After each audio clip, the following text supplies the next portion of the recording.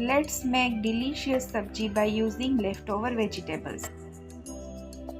સબ્જી બનાવવા માટે મેં અહીં લીધું છે ફ્લાવર, રીંગણું, પોટેટો, ઓનિયન, પત્તાકોબી અને ટમેટાં, અને મેં અહીં થોડીક દૂધી પણ લીધી છે.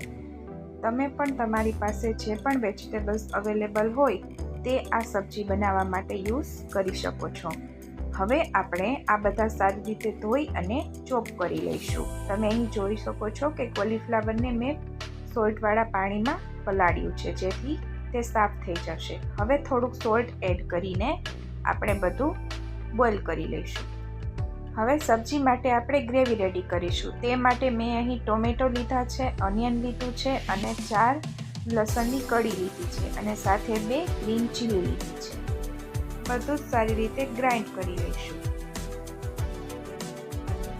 હવે આપણે એક પેનને ગરમ કરવા મૂકશું. પેન ગરમ થાય એટલે એમાં 1 મોટી ચમચી જેટલું ઓઇલ ઉમેરીશું. ઓઇલ સારી રીતે ગરમ થાય એટલે એમાં હિંગ એડ કરશું અને ત્યારબાદ આપણે જે ગ્રેવી તૈયાર કરી હતી એ એડ કરી દઈશું. તે સારી રીતે મિક્સ કરશું. હવે તેમાં થોડાક મસાલા એડ કરીશું. 1 teaspoon red chilli powder, 1 teaspoon coriander powder, 1 teaspoon ગરમ મસાલો અને 1/2 ટીસ્પૂન ટર્મરિક પાવડર. બધું સારી રીતે મિક્સ કરી અને બરાબર કૂક કરશું. જે સારી રીતે કૂક થશે તો ટેસ્ટ સારો આવશે.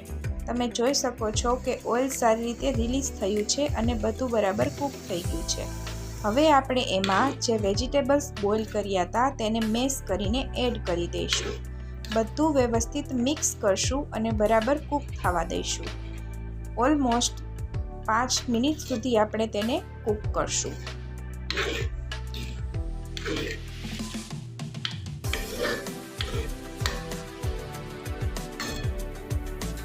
હવે બધું સારી રીતે કૂક થઈ ગયું છે એટલે ઉપરથી બટર એડ કરીશું અને તેને આપણે સર્વ કરીશું પરાઠા, પાપડ, સલાડ અને છાશ સાથે.